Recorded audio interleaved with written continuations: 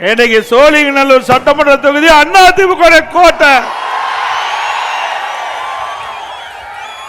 அந்த தொகுதி நுழைகின்ற பொழுது இந்த பகுதிக்கு வருவதற்கு சுமார் 1 மணி நேரம் மக்கள் வெள்ளத்தில் நீந்தி வந்த அந்த அளவுக்கு மக்கள் எழுச்சியோடு இன்றைக்கு ஆரவாரத்தோடு உங்களை சந்திக்கின்றேன். அடுத்த ஆண்டு நடைபெறுகின்ற சட்டமன்ற பொதுத் தேர்தலில் இந்த தொகுதி வெற்றி பெறுவதற்கு உங்களுடைய ஆரவாரமே சாட்சி. இன்னைக்கு பல பேர் பேசிக் கொண்டிருக்கிறார்கள். குறிப்பா திரு ஸ்டாலின் அவர் பேசுகிறார், திராவிட முன்னேற்ற கழகம் 200 இடங்களிலே வெற்றி பெறும் என்று. இந்த கூட்டத்தின் வாயிலாக நான் தெரிவித்துக் கொள்கின்றேன், அண்ணா திமுக தலைமையிலே அமைக்கப்படுகின்ற கூட்டணி 210 இடங்களிலே வெல்லும். கடந்த 4.25 ஆண்டு காலத்தில் திராவிட முன்னேற்ற கழகம் மக்களிடத்தில் மிகுந்த வெறுப்பை தேடி உள்ளது. மிகுந்த வெறுப்புக்கு ஆளாகி இருக்கிறது இந்த அரசாங்கம். எங்க பார்த்தாலும் லஞ்சம், சட்ட ஒழுங்கு அடியோடு சீர்குலைவு, எங்க பார்த்தாலும் கொலை, கொள்ளை, திருட்டு, வழிப்பறிவு, பாலியல் சீண்டல். பெண்கள் நிம்மதியாக வாழ முடியல, பெண்கள் தனியாக செல்ல முடியல, சிறுமிகளுக்கு பாதுகாப்பு இல்ல, பாட்டி அம்மாவுக்கு பாதுகாப்பு இல்ல. இப்படிப்பட்ட ஒரு அலங்கோல ஆட்சி தமிழகத்திலே அகற்றப்பட வேண்டும். இன்றைய தினம் சட்ட ஒழுங்கு டிஜிபி அதை கூட முறையாக நியமிக்க முடியாத திராணற்ற அரசு ஸ்டாலின் அரசு. சிந்திச்சு பாருங்க. இன்றைக்கு உயர் நீதிமன்றம், உச்ச நீதிமன்றம் கருத்துக்கள் தெரிவிக்கப்பட்டு விட்டது. விரைவாக சட்ட ஒழுங்கு டிஜிபி நியமிக்கப்பட வேண்டும் என்று தெரிவிக்கப்பட்டது. இதுல யுபிஎஸ்சி இன்றைக்கு அதன் மூலமாக தேர்வு செய்யப்பட வேண்டும். இன்றைக்கு இந்த அரசாங்கம் யுபிஎஸ்சி அங்கிருந்து 3 பேர் கொண்ட பட்டியல மாநில அரசுக்கு அனுப்பப்பட்டு விட்டது. இது மாநில அரசு பரிந்துரை செய்யப்பட்ட அதிகாரிகள் தான் அவர்கள். இவர்கள் பரிந்துரை செய்யப்பட்ட இந்த அதிகாரிகளை யுபிஎஸ்சி அதில் 3 பேர் தேர்வு செஞ்சு மாநில அரசுக்கு அனுப்பிச்சிருக்குது. இதுவரைக்கும் டிஜிபி நியமிக்க முடியல. அதுக்கு காரணம் இவர்களுக்கு ஜால்ரா போடுற டிஜிபி கிடைக்கல. ஜால்ரா போடுற டிஜிபி கிடைக்கல. ஒரு நல்ல டிஜிபி, திறமையான டிஜிபி வந்தா தான் சட்ட ஒழுங்கு பாதுகாக்க முடியும். சட்ட ஒழுங்கு பாதுகாக்கக்கூடிய டிஜிபிய இந்த அரசு இதுவரை நியமிக்கப்படல. பொறுப்பு டிஜிபி ஒருத்தர் போட்டாரு, அவருக்கு உடல்நிலை சரியில்லை, அதுக்கு ஒரு பொறுப்பு டிஜிபி நியமித்த பொறுப்பு இல்லாத முதலமைச்சர் திரு ஸ்டாலின். இந்தியாவில் எந்த மாநிலத்திலும் இப்படிப்பட்ட ஒரு அலங்கோல ஆட்சி பார்க்க முடியல. ஆக சட்ட ஒழுங்கு டிஜிபி முறையாக நிரந்தர டிஜிபி நியமிக்கப்பட்டால் தான் மக்களுக்கு முழு பாதுகாப்பு கிடைக்கும். ஆனா இந்த அரசாங்கம் பற்றி கவலைப்படல. இவர்களுக்கு வேண்டியப்பட்டவர்கள் டிஜிபி ஆக வேண்டும், அந்த எண்ணத்தோடு செயல்படுவதுதான் கண்டிக்கத்தக்கது. மக்களை பற்றி கவலைப்படாத அரசாங்கம் திரு ஸ்டாலின் அரசாங்கத்தை நாம் எண்ணி பார்க்க வேண்டும். இன்றைக்கு சமூகத்துறை அமைச்சர் தூத்துக்குடியில் ஒரு கருத்து சொல்றாங்க. 6999 போக்சோ வழக்கு பதிவு செய்யப்பட்டது. அந்த போக்சோ வழக்கு சிறுமிகள் பாலியல் சீண்டலுக்கு ஆளாக்கப்பட்ட வழக்கு. அதற்காக 104 கோடி நிவாரணம் வழங்கப்பட்டதாக பெருமையாக பேசிக் கொள்கிறார். வெக்கமா இல்ல? நல்லா சிந்திச்சு பாருங்க. இன்றைக்கு 6999 சிறுமிகள் பாதிக்கப்பட்டிருக்காங்கன்னா இந்த ஆட்சி எப்படிப்பட்ட ஆட்சி என்பதை நாம எண்ணி பார்க்க வேண்டும். சிறுமிகளுக்கு பாதுகாப்பு இல்லாத ஆட்சி, வெக்கமில்லாத இதை வேற பெருமையா பேசுற ஆட்சி தான் ஸ்டாலின் மாடல் ஆட்சி என்பதை நாம் எண்ணி பார்க்க வேண்டும். அதோட இன்றைக்கு இந்த ஆட்சி பொறுப்பேற்ற பிறகு எல்லா ஊழல், டாஸ்மாக் ஊழல், தமிழகத்தில் சுமார் 6000 மதுபானம் டாஸ்மாக் கடை இருக்குது. 6000 டாஸ்மாக் கடையில் ஒரு பாட்டில் 10 ரூபாய் அதிகமாக கொடுத்து வாங்க வேணும். ஒரு நாளைக்கு 1.5 கோடி பாட்டில் விக்குது. எவ்வளவு பாட்டில் விக்குது? 1.5 கோடி. ஒரு பாட்டிலுக்கு 10 ரூபாய்னா ஒரு நாளைக்கு 15 கோடி. இந்த டாஸ்மாக் கடையிலிருந்து மட்டும் முறைகேடாக சம்பாதித்து மேலிடத்துக்கு அனுப்பிச்சிட்டு இருக்கிறாங்க. மேலிடம் யாரு? ஸ்டாலின், திரு ஸ்டாலினுடைய குடும்பத்துக்கு அனுப்பிச்சிட்டு இருக்காங்க. ஒரு மாசத்துக்கு 450 கோடி, வருஷத்துக்கு இந்த 4 ஆண்டு காலத்தில் 22,000 கோடி டாஸ்மாக் அந்த நிறுவனத்திலிருந்து மட்டும் இந்த 10 ரூபாய் பாட்டிலுக்கு அதிகமாகி கொள்ளையடித்த அரசாங்கம் திமுக அரசாங்கம். இந்த அரசாங்கம் தொடர வேண்டுமா? ஊழல் நடைபெறுகிற அரசாங்கத்தை அகற்றுவீர்களா? அது மட்டுமல்ல, திராவிட முன்னேற்ற கழக அமைச்சரவையில் இருக்கின்ற ஒரு நிதி அமைச்சர் திரு பழனிவேல் தியாகராஜன் என்பவர் இப்ப வேற இலாக்காவுக்கு போயிட்டாங்க. அவர் ஆடியோ மூலமாக ஒரு செய்தியை பரப்பினார். 30,000 கோடி. என்னை விட உங்களுக்கு நல்லா தெரிஞ்சிருக்குது, எங்களை விட அதிகமா உங்களுக்கு தெரிஞ்சிருக்குது. ஏன்னா வலைதளத்தில் பரவி இருக்குது, தமிழ்நாடு முழுவதும் பரவி இருக்குது. 30,000 கோடி திரு சபரீஸ்வரர்களும் உதயநிதி வெல்லும் கையில வைத்துக் கொண்டு என்ன செய்வது என்று தெரியாமல் திண்டாடி கொண்டிருக்கிற செய்தி இந்த வலைதளத்தில் வந்திருக்குது. இதுவரைக்கும் முதலமைச்சர் இதற்கு வாய் திறக்கல.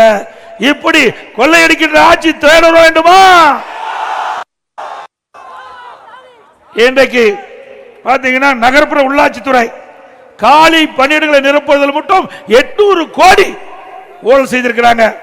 இன்றைக்கு ஈடி அதை கண்டுபிடித்து அந்த கண்டுபிடித்த உடனே இந்த அரசாங்கத்தை இந்த அமைச்சர் மீது எஃப்ஐஆர் போட வேண்டும் என்று 2 முறை ஆதாரத்தோடு அறிக்கை அனுப்பிச்சோம். இன்னும் எஃப்ஐஆர் போடுவதற்கு இந்த அரசுக்கு மனமில்லை. அண்ணா திமுக ஆட்சி மனதுடன் இப்படிப்பட்ட அமைச்சர் மீது எஃப்ஐஆர் பதிவு செய்யப்படும், சட்ட ரீதியாக நடவடிக்கை எடுக்கப்படும். ஸ்டாலின் வெளிநாடு போனாரு, அங்க முதலீட்டை ஈர்க்க போகல, முதலீட செய்ய போயிருக்கிறார். அவர் வெளிநாடு போகின்ற பொழுது அண்மையில் ஜெர்மன் நாட்டுக்கு போனாரு. அப்ப விமான நிலையத்திற்குள்ள நிருபர்களை சந்தித்து பேட்டி கொடுத்தார். அப்பொழுது 922 புரிந்துணர்வு ஒப்பந்தங்கள் போடப்பட்டது. அதன் மூலமாக 10,62,000 கோடி தொழில் முதலீட்டு ஈர்க்கப்பட்டது. அதனால சுமார் 32,81,000 பேருக்கு வேலை கிடைக்கப்பட்டது என்று ஒரு அறிவிப்பு வெளியிட்டு அதுல 77 புரிந்துணர்வு ஒப்பந்தங்கள் நிறைவேற்றப்பட்டதா சொல்லியிருக்கிறார். அதுல 77 புரிந்துணர்வு ஒப்பந்தம். அப்படி 77% புரிந்துணர்வு ஒப்பந்தங்கள் நிறைவேற்றப்பட்டா சுமார் 25 லட்சம் பேருக்கு தமிழ்நாட்டில் வேலை கிடைச்சிருக்கணும். கிடைச்சுதா? பச்சை பொய்.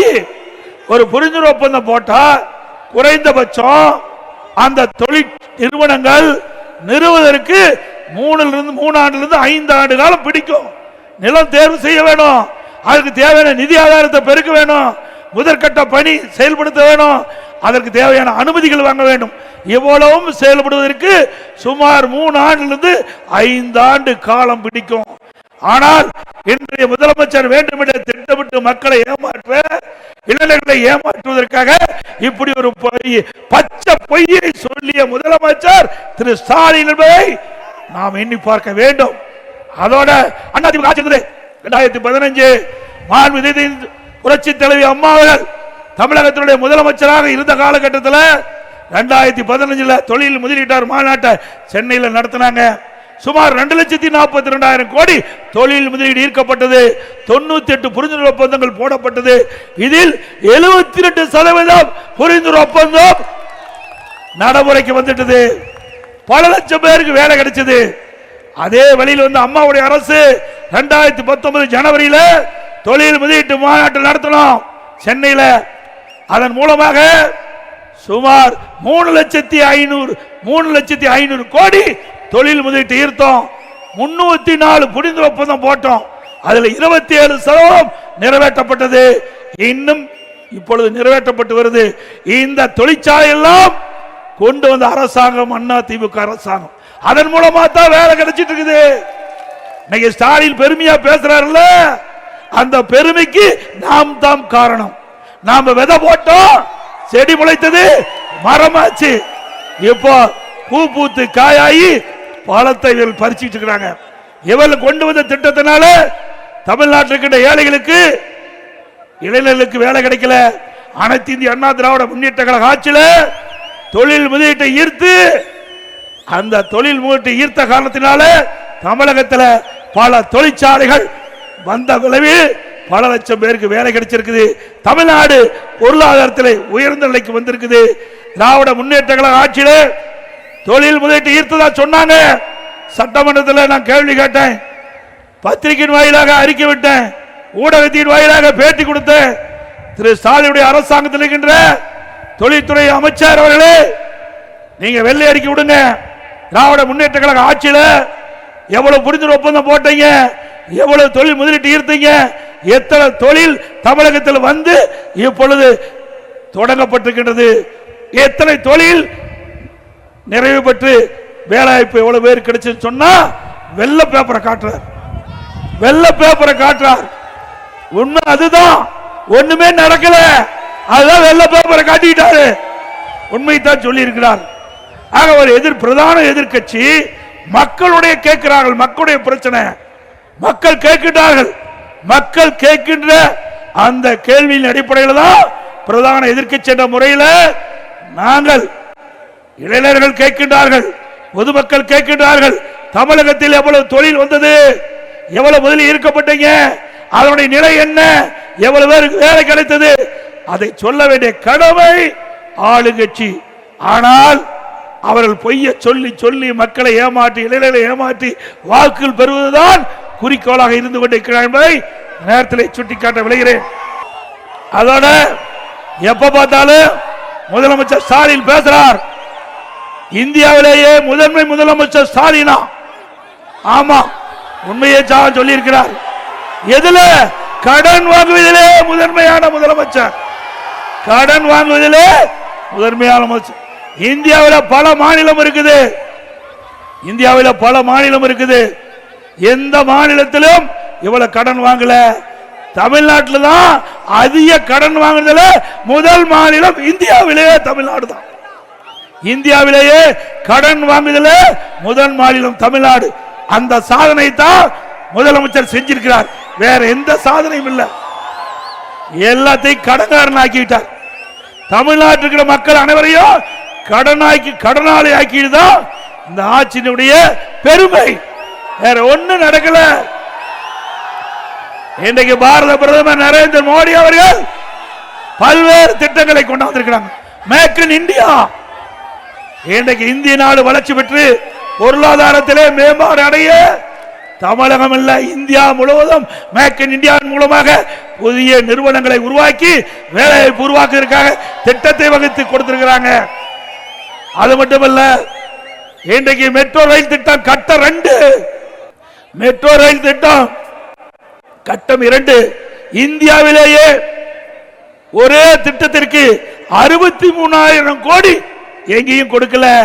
மத்திய அரசு அனுமதி கொடுத்து தமிழ்நாட்டில் சென்னை மாநகரம் முழுவதும் தடையில்லாம மக்கள் போக்குவரத்து ஏற்படுத்துவதற்கு மெட்ரோ ரயில் திட்டம் கட்டம் 2 63,000 கோடி அண்ணா திமுக ஆட்சி காலத்தில் மத்திய அரசு அனுமதி பெற்று நடைமுறைக்கு கொண்டாந்தோம்.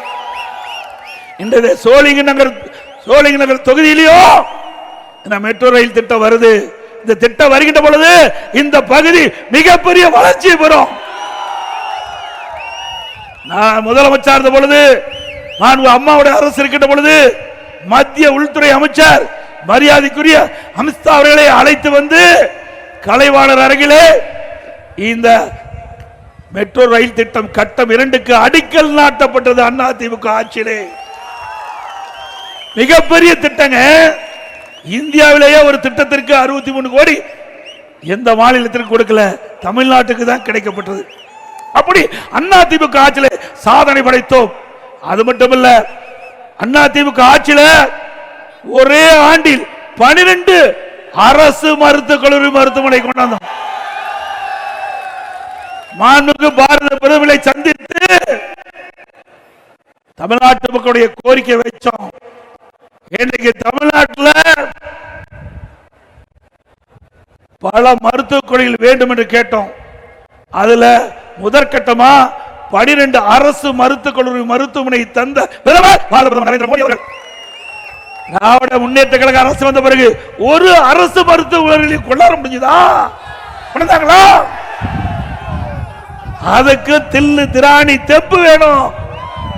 அண்ணா திமுக ஆட்சி கிட்ட பொழுது மத்திய அரசோடு இணக்கமா இருந்து தமிழ்நாட்டு மக்களுக்கு என்ன தேவை என்பதை உணர்ந்து மத்திய அரசிடம் கேட்டு 12 அரசு மருத்துவமனை கொண்டாந்தோம். மாண்புமிகு அம்மா இருக்கின்ற பொழுது 6 அரசு மருத்துவக் கல்லூரி மருத்துவமனை திறந்து அனைத்து இந்திய அண்ணா திராவிட முன்னேற்ற கழகம் 10 ஆண்டு ஆட்சி காலத்தில் 2011 2021 வரை சுமார் 17 அரசு மருத்துவக் கல்லூரி மருத்துவமனை கொண்டாந்து ஆயிரக்கணக்கான இளைஞர்களுக்கு மருத்துவ கல்வி கிடைக்க செஞ்சோம். இது அண்ணா திமுக சாதனை. 10 ஆண்டு அண்ணா திமுக ஆட்சி. அம்மா இருக்கின்ற பொழுது ஒரு சட்டக் கல்லூரி, அம்மாவுடைய அரசு, நான் முதலமைச்சர் இருந்த காலத்தில் அம்மாவுடைய அரசு 6 சட்டக் கல்லூரி கொண்டாந்தோம். ஆக 10 ஆண்டுல 7 சட்டக் கல்லூரியை திறந்து இன்றைக்கு ஏழை எளிய அடித்தட்டில் இருக்கிற மாணவர்களோட சட்டம் பயிலக்கூடிய வாய்ப்பை உருவாக்கி தந்தோம். 68 அரசு கலை மற்றும் அறிவியல் கல்லூரி 10 ஆண்டுல தமிழகத்தில் கொண்டாந்து இன்றைக்கு குறைந்த கட்டணத்தில் பட்ட படிப்பு படிக்கக்கூடிய சூழ்நிலையை நம்ம மாணவர்களுக்கு உருவாக்கி தந்தோம். பாலிடெக்னிக் கல்லூரி, ஐடி கல்லூரி, வேளாண்மை கல்லூரி, பொறியியல் கல்லூரி, கால்நடை மருத்துவக் கல்லூரி, ஆராய்ச்சி நிலையம் அத்தனையும் கொண்டு வந்தது அண்ணா திமுக ஆட்சி. ஆக கல்வியிலே புரட்சி மறுமலர்ச்சி ஏற்படுத்தியது அண்ணா திமுக அரசாங்கம். ஒரே ஆண்டு புரட்சி தலைவர் அம்மா இருக்கின்ற பொழுது 20,000 ஆசிரியர் ஒரே காலகட்டத்தில் சென்னைக்கு வரவழைத்து பணியாணை வழங்கிய அரசாங்கம் அண்ணா திமுக அரசாங்கம். ஆக கல்வியிலே அதிக நிதி ஒதுக்கீடு, பல துறை மாநிலத்தில் இருந்தாலும் கல்வி வளர்ச்சி பெற வேண்டும். ஒரு மாநிலத்தில் கல்வி எந்த அளவுக்கு வளர்ச்சி பெறுதோ அந்த அளவுக்கு பொருளாதார வளர்ச்சி பெறும். அந்த அடிப்படையில் தான் மாண்புமிகு அம்மா அவர்கள் தமிழகத்துடைய முதலமைச்சர் இருக்கின்ற பொழுது கல்விக்கு முன்னுரிமை கொடுத்தாங்க. கல்விக்கு அதிக நிதி ஒதுக்கீடு செய்யப்பட்டது. அதன் அடிப்படையில் தமிழகத்திலே கல்வி புரட்சி இருந்தது என்பதை எண்ணி பார்க்க வேண்டும். 2011 மாண்புமிகு அம்மா அவர்கள் தமிழகத்துடைய முதலமைச்சர் பொறுப்பேற்கின்ற பொழுது 100க்கு 32 பேர் தான் உயர்கல்வி படிச்சாங்க. 2019-20 மாண்புமிகு அம்மாவுடைய அரசு இருக்கின்ற பொழுது 100க்கு 52 பேர் உயர்கல்வி படிச்சாங்க. இது அண்ணா திமுக சாதனை. ஸ்டாலின் அவர்களே, எனக்கு சேலஞ்ச் பண்ணீங்க, நாங்க உங்களுக்கு சொல்றோம், இப்படி ஏதாவது ஒரு திட்டத்தை கொண்டாந்த இளைஞர்களுக்கு இன்னைக்கு தமிழ்நாட்டுக்கு ஏழைகள், ஒடுக்கப்பட்டவர்கள், கிராமத்திலிருந்து நகர வரை சாதாரண குடும்பத்தில் பிறந்த மாணவ மாணவி, ஏழை குடும்பத்தில் இருந்த மாணவ மாணவி, அவர்கள் எல்லாம் உயர்ந்த கல்வி படிக்கக்கூடிய சூழ்நிலையை நாங்கள் உருவாக்கி தந்தோம். உங்களுடைய ஆட்சியில் இப்படி ஏதாவது திட்டத்தை கொண்டாந்து நிறைவேற்றப்பட்டிருக்குதா? அதே போல அம்பேத்கர் சட்டக்கல்லூரி இங்கதான் நான் கட்டி கொடுத்தது. இந்த தொகுதியில் தான் கொடுத்திருக்கோம். இன்னைக்கு அது மட்டும் இல்ல, இன்னைக்கு படித்த இளைஞர்களுக்கு வேலைவாய்ப்பு உருவாக்கி தந்தோம். தொழிற்சாலை நிறுவி படித்த இளைஞர்களுக்கு பட்ட படிப்பு படிக்கக்கூடிய சூழ்நிலையை உருவாக்கி தந்த அண்ணா திமுக அரசு. அது மட்டும் இல்ல, சாதாரண மக்களுக்கு கூட நல்ல சிகிச்சை அளிக்க வேண்டும் என்பதற்காக அம்மா மினி கிளினிக் கொண்டாந்தோம். 2000 அம்மா மினி கிளினிக், 2000 அம்மா மினி கிளினிக். அதையும் மூடு விழா செய்துட்டீங்க. மீண்டும் அண்ணா திமுக ஆட்சிக்கு வந்த பிறகு 4000 அம்மா மினி கிளினிக் திறக்கப்படும். 4000 அம்மா மினி. எங்கெல்லாம் ஏழைகள் நிறைந்த பகுதியாக இருக்கின்றதோ அந்த பகுதியெல்லாம் அண்ணா திமுக ஆட்சி மலர்ந்தவுடன் அந்த ஏழை மக்களுக்கு அந்த பகுதியிலேயே சிகிச்சை அளிக்கக்கூடிய வகையிலே அம்மா மினி கிளினிக் திறக்கப்படும். அதோட இன்றைக்கு நம்முடைய மகளிர் குறித்த நேரத்தில் பணிக்கு செல்வதற்கு, பணி முடிந்து வீட்டுக்கு திரும்புவதற்கும் அம்மா இருசக்கர வாகனம் அண்ணா திமுக ஆட்சியில் 3 லட்சம் பேருக்கு கொடுக்கப்படும். அந்த திட்டத்தை துவக்குவதற்காக பாரத பிரதமர் அவர்களே நேரடியாக தமிழகத்துக்கு வந்து கலைவாணர் அவர்களே இந்த அம்மா இருசக்கர வாகன துவக்க விழாவிலே கலந்து கொண்டு துவக்கி வைத்தார். இந்த ஆட்சியில் அதை கைவிட்டு விட்டாங்க. மீண்டும் அண்ணா திமுக ஆட்சி மலர்ந்தவுடன் 5 லட்சம் மகளிருக்கு அம்மா இருசக்கர வாகனம் கொடுக்கப்படும். ஒவ்வொரு அம்மா இருசக்கர வாகனத்திற்கும் 25,000 ரூபாய் மானியம் வழங்கப்படும். அதே ஓட்டுநர், அதே ஆட்டோ ஓட்டுநர், சாதாரண ஏழை அவர்கள் ஆட்டோ வாங்க சிரமப்படுகிறார்கள். அவருடைய கோரிக்கையை ஏற்று அண்ணா திமுக ஆட்சி மலர்ந்தவுடன் அந்த ஆட்டோ ஓட்டுநர்கள் சங்கத்தில் பதிவு செய்யப்பட்ட ஓட்டுநர்கள் புதிய ஆட்டோ வாங்குவதற்கு ஒவ்வொரு ஆட்டோ 75,000 ரூபாய் மானியம் வழங்கப்படும். இன்றைக்கு தாலிக்கு தங்கம் நிறுத்தப்பட்டு விட்டது. திருமண உதவி திட்டம் நிறுத்தப்பட்டு விட்டது. அண்ணா திமுக ஆட்சி மலர்ந்தால் தாலிக்கு தங்கம் திட்டம் தொடரும், திருமண உதவி திட்டம் தொடரும். இந்த திருமண உதவி திட்டத்திலே இடம்பெறுகின்ற மணமகளுக்கு பட்டு புடவை வழங்கப்படும், மணமகனுக்கு பட்டு சேலை வழங்கப்படும். அதோட ஒவ்வொரு தீபாவளி என்றும் நம்முடைய சகோதரிகளுக்கும் தாய்மார்களுக்கும் அருமையான சேலை வழங்கப்படும். கிராமத்திலிருந்து நகரம் வரை ஏழைகள், வீடு இல்லாமல் இருக்கின்ற ஏழைகளுக்கு அற்புதமான வீடு கட்டி தரப்படும். குறிப்பா நம்முடைய பெண்கள் சகோதரிகள் பணியிலே பணிபுரிந்து கொண்டிருக்கிறார்கள். அவள் தங்குவதற்கு அண்ணா திமுக ஆட்சி இருக்கின்ற பொழுது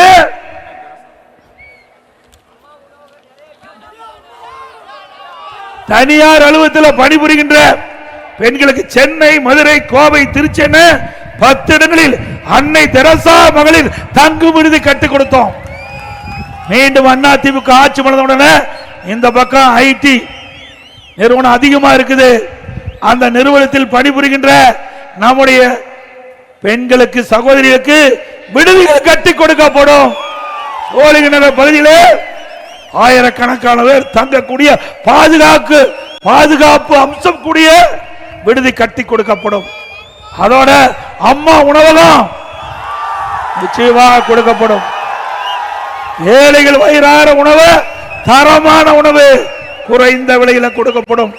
வேண்டுமென்ற திட்டமிட்டு அண்ணா திமுக ஆட்சியில கொண்டு வந்த திட்டமிட்ட ஒரே காரணத்திற்காக இந்த திட்டத்தை இந்த அரசு படிப்படியா கைவிட்டுக் கொண்டிருக்கிறது. பல இடத்துல அம்மா உணவகத்தை மூடிட்டாங்க. பல இடத்துல அம்மா உணவகத்தில் பணிபுரிந்த பணியாளர்களுடைய எண்ணிக்கை குறைச்சிட்டாங்க. அம்மா உணவகத்திற்கு தேவையான பொருள் முழுமையா வழங்கல, தரமான பொருள் வழங்கல. மீண்டும் அண்ணா திமுக ஆட்சி வளர்ந்தவுடனே அம்மா உணவகத்துக்கு தரமான பொருள் வாங்கி கொடுக்கப்படும். தேவையான பணியாளர்கள் நியமிக்கப்படும். எல்லா இடங்களிலும் எங்கெங்க மக்கள் அதிகமாக இருக்கின்றார்களோ அந்த பகுதியெல்லாம் புதிதாக அம்மா உணவகம் திறக்கப்படும். இன்றைக்கு இந்த ஆட்சியில பாத்தீங்கன்னா விளம்பர மாடல் ஆட்சி, போட்டோ ஷூட், தினம் ஒரு பேர் வைப்பாரு, தினம் ஒரு அறிவிப்பு, அதோட முடிஞ்சு. பெயர் வைப்பதில் ஸ்டாலினுக்கு நோபல் பரிசு கொடுக்கலாம், பெயர் வைப்பில் நோபல் பரிசு கொடுக்கலாம். இன்னைக்கு ஒரு திட்டத்தை அறிவிப்பாரு, ஒரு குழுவை போட்டுருவார். ஒரு திட்டத்தை அறிவிச்ச உடனே ஒரு குழுவை போட்டுருவார். ஏன்னா ஐஏஎஸ் அதிகாரி மீது அவருக்கு நம்பிக்கை இல்லை. இந்த குழு போட்டு ஒரு தலைவர் போட்டு ஒரு ஐஏஎஸ் அதிகாரி போய் அவருக்கு கீழே பணிபுரியுமா? எந்த ஐஏஎஸ் அதிகாரி போய் பணிபுரிவாங்க? அவர் 20 ஆண்டு காலம் பணிபுரிஞ்சு செயலாளர் பதவியில் இருக்கிறாங்க. அப்படி செயலாளர் பதவியில் இருக்கும் போது அந்த ஒரு திட்டத்தை அறிவிச்சு அவருடைய துறையில அதுக்கு ஒரு குழு போட்டு தலைவர் போட்டா அவர் போய் பணி செய்வாரா? எல்லா பயிலையும் சுழிச்சு அப்படி தன்னை அப்படி இப்படி கிடப்புல கிடக்குது. சுமார் 52 குழு போட்டிருக்காங்க. 52 குழுவா கிடப்புல கிடக்குது. இந்த ஆட்சியுடைய லட்சணத்தை பாருங்க. அது மட்டும் இல்ல, திரு ஸ்டாலின் அவர்கள் நிதி மேலாண்மை அதுக்கு ஒரு நிபுணர் குழு போட்டார், நிபுணர்களை நியமிச்சார். அந்த நிபுணர் குழு வெள்ளை அறிக்கை வேணும்னு கேட்டோம், இதுவரைக்கும் வெளியிடல. இந்த நிபுணர் குழு அமைச்ச பிறகுதான் அதிகமா கடன் வாங்கியிருக்காங்க. நிபுணர் குழு அமைக்கப்பட்டதா தமிழ்நாட்டில் 5 லட்சம் கோடி கடன் வாங்கியிருக்கிறாங்க. அதோட விலைவாசி முன்னை முட்டுகிட்ட அளவுக்கு உயர்ந்து போச்சு. அரிசி விலை அண்ணா திமுக ஆட்சி இருந்ததை விட கிலோவுக்கு 25 கூடுதல். அதே போல எண்ணெய் விலை ஒரு லிட்டர் 60 ரூபாய் உயர்ந்து போச்சு. பருப்பு விலை சுமார் 70 ரூபாய் ஒரு கிலோவுக்கு உயர்ந்திருக்குது. இப்படி விலை உயர்ந்ததால் மக்கள் கடுமையா பாதிக்கப்பட்டிருக்காங்க. அதை பத்தி எல்லாம் கவலை இல்லை. அண்ணா திமுக ஆட்சி இருக்கின்ற பொழுது எந்த உணவுப் பொருள் விலை ஏறினாலும் உடனடியாக அதை கட்டுப்படுவதற்கு கட்டுப்பாட்டு நிதி என்று 100 கோடி ஒதுக்கி எந்த உணவுப் பொருள் இங்க அதிகமா விளைவிக்குதோ, எந்த உணவுப் பொருள் எந்த மாநிலத்தில் குறைவா விலை இருக்குதோ அந்த கொள்முதல் செஞ்சு தமிழ்நாட்டுக்கு கொண்டு வந்து அந்த விலை உயர்வை தடுத்து நிறுத்தி மக்களுக்கு உதவி செய்த அரசாங்கம் அண்ணா திமுக அரசாங்கம். கட்டுமான பொருள் கட்டுமான பொருள் பார்த்தீங்கன்னா நீ வீடே கட்ட முடியாது. இந்த நகர பகுதியெல்லாம் மக்கள் வசிக்கிறாங்க, நடுத்தர மக்கள் அதிகமாக வசிக்கிறாங்க, வீடு கட்ட முடியாது. அண்ணா திமுக ஆட்சியில் இருந்ததும் திமுக ஆட்சியில் இருந்தும் எவ்வளவு விலை வித்தியாசம் பாருங்க. ஒரு யூனிட் எம்சாண்ட் அண்ணா திமுக ஆட்சியில் 3000 ரூபாய், இப்போ 6000 ரூபாய் ஒரு யூனிட் எம்சாண்ட் விலை. அதாவது ஒரு யூனிட் ஜல்லி அண்ணா திமுக ஆட்சியில் 2000 ரூபாய், இப்போ 5500 ரூபாய் ஒரு யூனிட் ஜல்லி. ஒரு டன் கம்பி அண்ணா திமுக ஆட்சியில் 40000 ரூபாய், இப்போ ஒரு டன் கம்பி 65000 ரூபாய்க்கு விற்குது. ஒரு செங்கல் அண்ணா திமுக ஆட்சியில் 6 ரூபாயிலிருந்து 8 ரூபாய், இப்போ 10 ரூபாயிலிருந்து 13 ரூபாய்க்கு செங்கல் விற்குது. சிமெண்ட் ஒரு மூட்டை அண்ணா திமுக ஆட்சியில் 240 ரூபாய், திமுக ஆட்சியில் 350 ரூபாய் ஒரு மூட்டை சிமெண்ட். மரம் 200% விலையேறி போச்சு. இப்படி இந்த பொருள் எல்லாம் விலையேறி போச்சு. இதனால வீடு கட்ட முடியுமா? வீடு கனவுல கட்டிக்கலாம். இனி திமுக ஆட்சி இருக்கிற வரைக்கும் வீடு கட்டிக்கிட்ட எண்ணமே மக்களுக்கு வர முடியாது. அந்த அளவுக்கு விண்ணை முட்டுகின்ற அளவுக்கு விலை உயர்ந்து விட்டது. திராவிட முன்னேற்ற கழக தேர்தல் அறிக்கையில் குறிப்பிட்டாங்க, இந்த இதை அத்தியாவசிய பட்டியலில் சேர்க்கப்பட்டு விலை உயர்ந்த பொழுது கட்டுப்படுத்தப்படும் என்று தேர்தல் அறிக்கையில் குறிப்பிட்டீங்க. நான் சட்டமன்றத்தில் கேட்டேன், இப்படி இந்த கட்டுமான பொருட்கள் விலை தாறுமாறா ஏறி போச்சு, அதை நீங்கள் குறிப்பிட்டவாறு இந்த அத்தியாவசிய பட்டியலில் சேர்க்கப்பட்டு நடவடிக்கை எடுத்து இந்த விலையை குறைங்கன்னா எந்த பதிலும் இல்லை. ஏன்னா எல்லாம் லஞ்சம் வாங்கிட்டு இருக்காங்க. கொஞ்சம் லஞ்சம் இல்லைங்க, கொள்ளையடிச்சிட்டு இருக்கிறாங்க. இன்றைக்கு ஜல்லி கிருசர் வைத்திருக்கிறவர்கள் ஒரு ஏக்கருக்கு 3 லட்சம், அதே போல கிருசருக்கு 10 லட்சம், ஸ்டாக் யார்டு இருந்தா 5 லட்சம், அப்படி ஒரு கிரசர் வச்சிருக்க 20 லட்சம் ரூபாய் லஞ்சம் கொடுத்தா தான் அந்த கிரசருக்கு பர்மிட் கொடுக்கறாங்க. இல்லைன்னா பர்மிட் கொடுக்கல. கோயம்புத்தூர்ல 4.5 கோடி வாங்கியாச்சு. 4.5 கோடி ஜல்லி கிரசர்கிட்ட அந்த உரிமையாளர்கள் வசூல் பண்ணியாச்சு. திருச்சியில் இருக்கிற ஜல்லி கிரசர் ஓடல, பர்மிட் கொடுக்கல, இவர் கேட்ட லஞ்சம் கொடுக்காதனால. ஆகவே இந்த அரசுக்கு எச்சரிக்கின்றோம். அருள் கூர்ந்து திரு ஸ்டாலின் அவர்களே, நீங்கள் செய்கின்றது மிகப்பெரிய தப்பு. ஊழல் மீது ஊழல் செஞ்சு மக்களை வாட்டி வைத்துக் கொண்டிருக்கிறீர்கள். மேலும் இந்த லஞ்சம் தொடர்ந்தால் யாரெல்லாம் இந்த ஜல்லி கிரசர் உரிமையாளர்கள் மிரட்டி வசூல் செய்கின்றனர்களோ அவர்கள் மீதெல்லாம் சட்ட ரீதியாக நடவடிக்கை எடுக்கப்படும். அது மட்டுமல்ல, இன்றைக்கு திராவிட முன்னேற்ற கழக ஆட்சிக்கு வருவதற்கு முன்பு மின் கட்டணத்தை உயர்த்த ஏற்ற மாட்டோம், சொத்து வரி உயர்த்த மாட்டோம் சொன்னாங்க. இப்ப செஞ்சாங்களா? மின் கட்டணம் 67% உயர்ந்து போயிட்டது. மாதந்தோறும் மின் கட்டணம் கணக்கிட்டு சொன்னாங்க, செஞ்சாங்களா? அதோட கடை வச்சிருந்தா பீக்கவர் டபுள் சார்ஜ் போடுறாங்க. அதோட வீட்டு வரி 100% உயர்ந்து போச்சு மாநகராட்சி, நகராட்சி பகுதி, பேரூராட்சி பகுதியில். அதோட இன்றைக்கு கடை வச்சிருந்தா 150% வரி. இப்படி வரி போட்டு மக்களை வாட்டி வதைக்கின்ற அரசாங்கம் தொடர வேண்டுமா? குடிநீர் வரி, குப்பைக்கு வரி போட்ட ஒரே அரசாங்கம் திமுக அரசாங்கம். அது மட்டுமல்ல, சென்னை மாநகராட்சியில் அந்த டாய்லெட் அதுல பல கோடி ரூபாய் ஊழல் செஞ்சிருக்கிறாங்க. அண்ணா திமுக ஆட்சி வந்த உடனே அதையெல்லாம் விசாரித்து இதில் யாரெல்லாம் சம்பந்தப்பட்டார்களோ அவர்கள் மீதெல்லாம் உரிய நடவடிக்கை எடுக்கப்படும். அதோட இன்றைக்கு பத்திரப்பதிவு கட்டணம் உயர்த்தியாச்சு. பத்திரப்பதிவே செய்ய முடியாது. இதெல்லாம் மாநகராட்சி பகுதிக்கு உட்பட்ட பகுதி. நிறைய பேர் வீட்டு நிலம், மனை நிலம் வாங்குறீங்க. அந்த மனை நிலையம் வாங்கிட்ட பொழுது பத்திரப்பதிவுக்கு போனா அதுக்கு பர்சன்டேஜ் போட்டு வசூல் செய்கிற ஒரே அரசாங்கம் திமுக அரசாங்கம். அது கேட்க வேண்டியதே இல்லை, அது பகல் கொள்ள. அதோட இன்றைக்கு நீங்க வீடு கட்டணும், கடை கட்டணும்னா, எழுது multi store building கட்டணும்னா Anna DMK ஆட்சியில் கழிவுநீர் கட்டமைப்பு உட்பட மாநகராட்சியில் 1000 சதுரடிக்கு 37,800 ரூபாய். திமுக ஆட்சியில் கழிவுநீர் கட்டமைப்பு டெபாசிட் பணி எல்லாம் சேர்த்து கிட்டத்தட்ட 1,08,000 ரூபாய். 37,800 எங்க, 1,08,000 எங்க? சிந்திச்சு பாருங்க. இனி கட்டடத்துக்கு அனுமதியே மாநகராட்சியில் வாங்க முடியாது. நகராட்சியிலே அப்படித்தான், பேரூராட்சியிலே அப்படித்தான். கட்டணத்தை அதிகரிக்க விட்ட அரசாங்கம் திமுக அரசாங்கம் நேரத்தில் தெரிவித்து, அதோட வேதனை என்னன்னா, டாக்டர் நம்முடைய மரியாதைக்குரிய சகோதரி டாக்டர் இருக்கிறாங்க, அவருக்கு தெரியும். இன்னைக்கு நகையை திருடுவாங்க, பணத்தை திருடுவாங்க, இப்ப உடல் இருக்கிற உறுப்பை திருடுறாங்க. திமுக ஆட்சி உடல் இருக்கிற உறுப்பை திருடுகின்ற ஆட்சி தேவையா? யாரு? திமுக எம்எல்ஏ அவருடைய மருத்துவமனையில் கிட்னி முறைகேடு நடைபெற்றதா? திமுக அரசாங்கமே அங்க போய் சோதனை செஞ்சு முறைகேடு நடைபெற்றது என்று அதை கண்டுபிடித்து இன்னைக்கு அறிக்கையெல்லாம் வெளியிட்டாங்க. ஆனா எந்த நடவடிக்கை எடுக்கல. ஏன்னா திமுக எம்எல்ஏவில் ஆக அண்ணா திமுக ஆட்சி வந்த பிறகு இந்த ஏழைகள் கிட்னிய முறைகேடாக திருடிய சம்பந்தப்பட்டவர் மீது சட்ட ரீதியாக நடவடிக்கை எடுக்கப்படும். இது கேவலமான ஆட்சி இல்ல.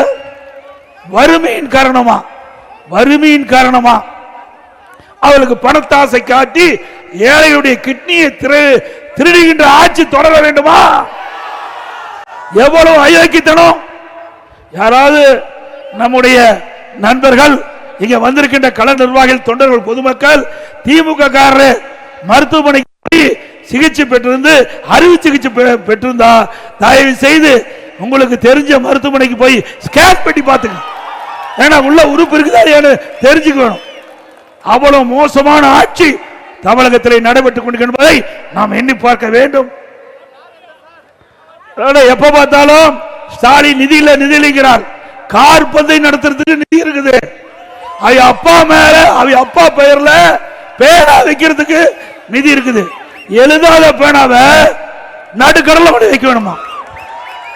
யாருடைய பணம்? உங்களுடைய வரி பணம். இது தேவையா? உங்களுக்கு பேனா வைக்கணும்னு விருப்பப்பட்டா எழுதாத பேனாவை எங்க வச்சா என்ன? ஒரு 2 கோடி ரூபாயில உங்க அப்பா நினைவிடத்துக்கு முன்னாலே வைங்க, வேண்டாம் சொல்லல. அதற்கு போய் 82 கோடி ரூபாய் செலவு செய்யணுமா? யாருடைய பணம்? மக்களுடைய வரி பணம். இப்படி ஊதாரித்தனமாக செலவு செய்கின்ற அரசாங்கம் தேவையா? அங்க திட்டத்திற்கு பணம் இல்ல, பல திட்டங்கள் முடங்கி இருக்குது. அது மட்டுமல்ல, ஆட்சி முடிகின்ற தருவாய் இனி திமுக ஆட்சிக்கு வர முடியாது, அவள் தெரிந்து விட்டது. மக்களுடைய செல்வாக்கை இழந்து விட்டார்கள். அதனால இப்ப என்ன செய்யறாங்க? புதிய புதிய திட்டத்தை அறிவிச்சு அடிக்கல் நாட்டிட்டு இருக்கிறார். இதுக்கெல்லாம் எங்க நிதி? எந்த நிதியை நீங்க ஒதுக்கி இருக்கிறீங்க? வேண்டுமென்ற திட்டமிட்டு மக்களை ஏமாற்றி அடுத்து வருகின்ற தேர்தலிலே மக்களுடைய வாக்குகளை பெறுவதற்கு புதிய திட்டத்தை அறிவித்து அதுக்கு அடிக்கல் நாட்டிட்டு இருக்கிற முதலமைச்சர் அவர்களே, இனியும் மக்களை ஏமாற்ற முடியாது.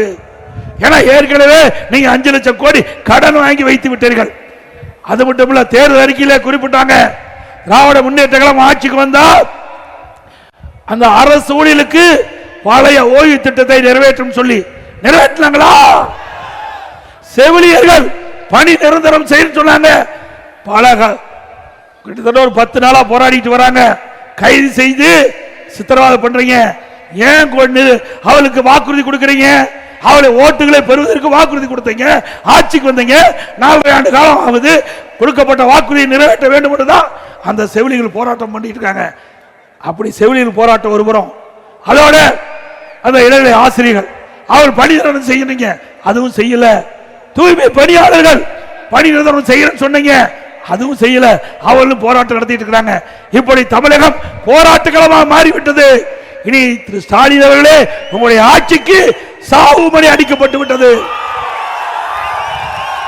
நாட்டு மக்கள் அத்தனை பேருக்கு வெறுப்புள்ளாகிவிட்டார். உங்கள் ஆட்சி காலத்திலே நீங்கள் கொடுக்கப்பட்ட வாக்குறுதி முழுமையாக நிறைவேற்றவில்லை. அடுத்த ஆண்டு நடைபெறும் சட்டமன்ற பொதுத் தேர்தலில் அனைத்து இந்திய அண்ணா திராவிட முன்னேற்ற கழக தலைமையில் அமைக்கப்படுகின்ற கூட்டணி 210 இடங்களிலே வெல்லும். அண்ணா திமுக தனி பெருமையோடு ஆட்சி அமைக்கும் என்று கூறி, அதோட இந்த எழுச்சி பயண நிகழ்ச்சி நடப்பதற்கு உறுதியாக இருந்த இந்த இடத்தை கொடுத்து உதவிய மரியாதைக்கு முன்னாள் மேயர் அண்ணன் சைதை துரைசாமி அவர்களுக்கு உங்கள் சார்பாக எனது சார்பாக நன்றியை தெரிவித்துக் கொள்கின்றேன். அண்ணா திமுக ஆட்சி வளர்ந்தவுடன் நிறுத்தப்பட்ட திட்டங்கள் தொடரும். லேப்டாப் மாணவர்களுக்கு வழங்கப்படும். அடுத்த ஆண்டு நடைபெறுகின்ற சட்டமன்ற பொதுத் தேர்தலில் அனைத்து இந்திய அண்ணா திராவிட முன்னேற்ற கழக கூட்டணி சார்பாக அண்ணா திமுக வேட்பாளர் நிறுத்தினா கட்டளைக்கு வாக்களிங்க. கூட்டணி வேட்பாளர் நிறுத்தினா அந்த கட்சியுடைய வேட்பாளருக்கு வாக்களிக்க வேண்டுமாய் அன்போடு இந்த நேரத்தில் கேட்கிறேன். மக்களை காப்போம், தமிழகத்தை மீட்போம், மக்களை தமிழகத்தை மக்களை தமிழகத்தை மக்களை தமிழகத்தை மக்களை தமிழகத்தை பை பை ஸ்டாலின். நன்றி, வணக்கம். அனைவருக்கும் இனிய புத்தாண்டு நல்வாழ்த்துக்கள். அனைவருக்கும் இனிய தைப்பொங்கல் நல்வாழ்த்துக்கள்.